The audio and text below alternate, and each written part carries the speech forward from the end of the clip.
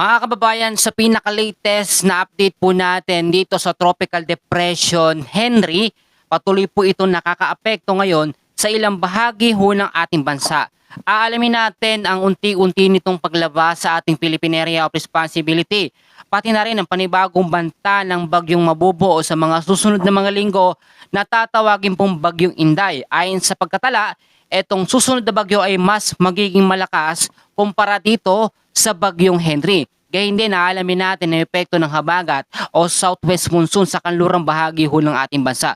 Pero bago natin simulan, huwag niyong kakalimutan ho na i-share at i-like ang ating update. Maraming salamat. Sa pinakahuli pong datos o pagtatala ng pag-asa, ang Tropical Depression Henry po o bagyong Henry ay hulihong namata na may lokasyon na 315 kilometers west of Dagupan City, Pangasinan.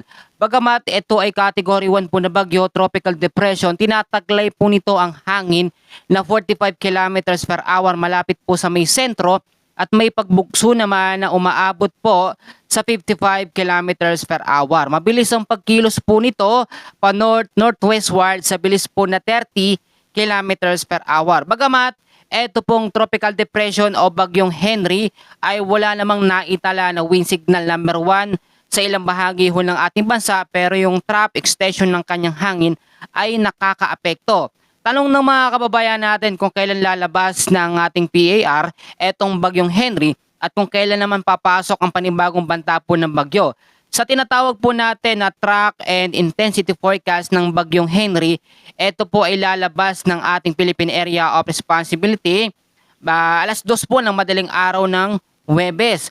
At pagdating naman po ng Huwebes ng hapon, ito ilalakas sa pagiging Category 2 o tinatawag natin na Tropical Storm Category. Pero ito ay nasa labas na ng ating Philippine Area of Responsibility. Alamin natin yung mga susunod na mga lugar na dadaanan nito at dapat pa rin maghanda yung mga kababayan natin. Ito po, no? Bukas ho ng alas 2 ng madaling araw o Huwebes ho ng alas 2 ng madaling araw ang magiging lokasyon ng Tropical Depression ni Henry, 605 kilometers west of Bacnotan, La Union sa labas ng ating PAR. Alas 2 naman po ng hapon ng Huwebes, ang lokasyon naman nito 830 kilometers west of Northern Luzon sa labas ho ng ating Philippine Area of Responsibility.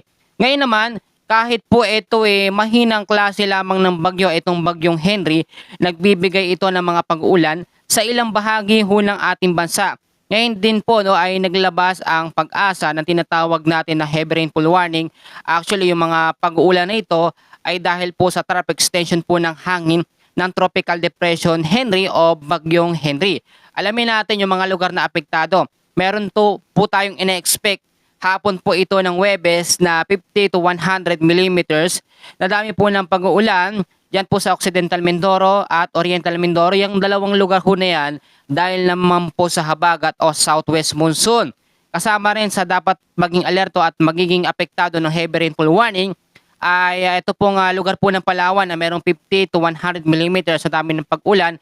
Huwebes po yan ng hapon. Pagdating naman po ng Friday ng hapon, 50 to 100 millimeters sa dami ng pag-uulan, dyan pa rin po sa may Palawan. Ngayon naman, balikan natin yan at tignan naman natin yung panibagong banta ng sama ng panahon na mabubuo.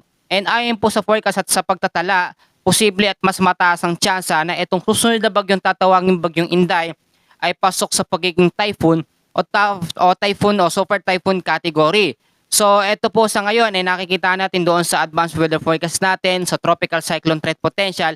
Nadadaan po at lalapit yung extension ng kanyang hangin dyan sa Eastern Visayas, sa ilang bahagi po ng North Luzon, malaking bahagi ng Metro Manila at sa extreme Northern Luzon. Yan yung mga lugar na maapektuhan ng trough o extension po ng hangin.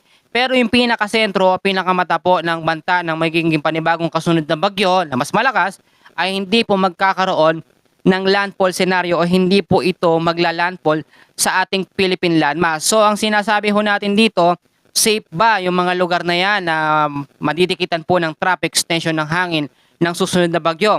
Ito po mga kababayan, pag sinabi kasi natin ng malakas na bagyo, tapos yung extension ng kanyang hangin ay makakaapekto, possible na itaas pa rin yan sa mas mataas na warning signal.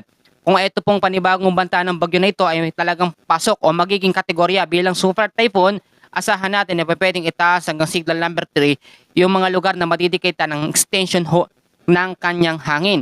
So may dinouble check tayo doon sa ating tropical cyclone threat potential at malinaw po na pinapakita dito ang pagpasok po, no? Ito yung mga nagtatanong kung kailan papasok ng PAR. Ang pagpasok po ng mas malakas na bagyo ay sa pagitan po ng July 6 hanggang sa July 12. Makikita nyo naman, etong banta ng susunod na panibagong bagyo, malakas talaga to, pero wala naman itong landfall scenario o pag landfall, hindi po kagaya ng Tropical Depression Henry.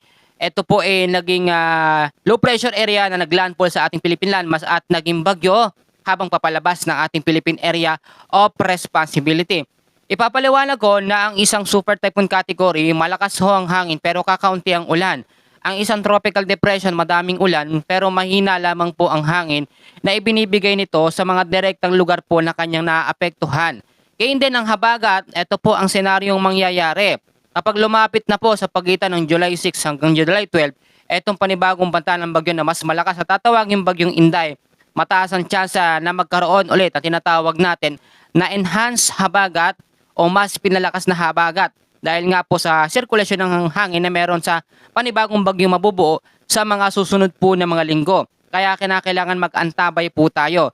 Mga kababayan, dito ko muna tatapusin ang ating update sa lagay ng ating panahon. Maraming salamat po sa inyong pagsuporta. Muli, ito ang inyong Kuya Francis. Maraming salamat. Mag-ingat po tayo.